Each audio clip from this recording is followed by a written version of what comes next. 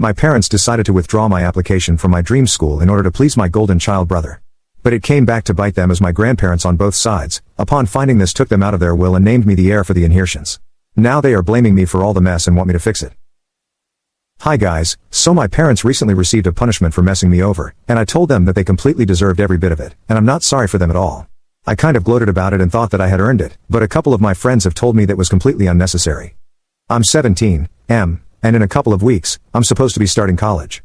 I had applied to several business schools outside our state because I wanted to stay away from my parents as much as possible, and I didn't think that they were going to miss me either. I was right about that, but they still ended up going behind my back to withdraw my application from my college of choice, which I only found out about recently. It was all because of my brother, since he's an insecure, jealous brat and can't stand to see me happy or succeeding. He's been flunking out of school for the last couple of years, and no matter how hard he tries, he's always failing at something.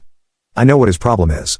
It's just that he's more interested in how he appears to people and how the so-called cool kids perceive him rather than his academics. For some reason, my parents don't seem to see that. I have literally never seen my brother studying when he's at home, and that's part of the problem.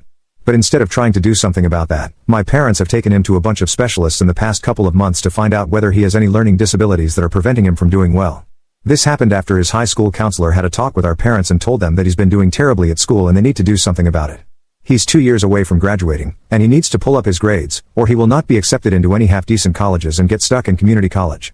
That's what got my parents involved, the idea of their darling son having to go to community college. I personally didn't care about that situation at all. My parents could come up with whatever excuse they wanted for their favorite son's failures. It's hardly my business. I was more interested in my future and making sure that I got into a good business school so I could do well and stay away from my family.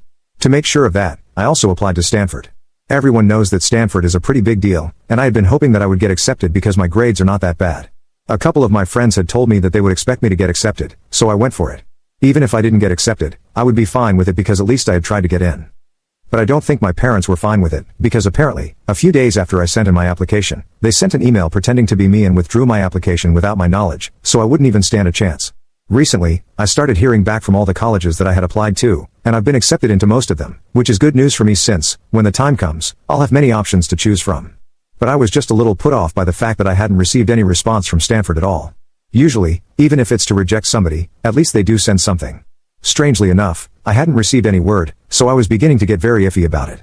I couldn't stay patient for much longer since my friends had started asking me about Stanford, and I couldn't exactly tell them that I hadn't heard back from them at all. When I tried checking, I couldn't find my application status on their admissions portal, and that's when I started thinking that this was getting weird.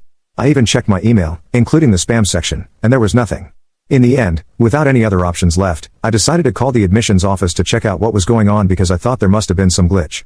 Later on, they called me back and told me that I had withdrawn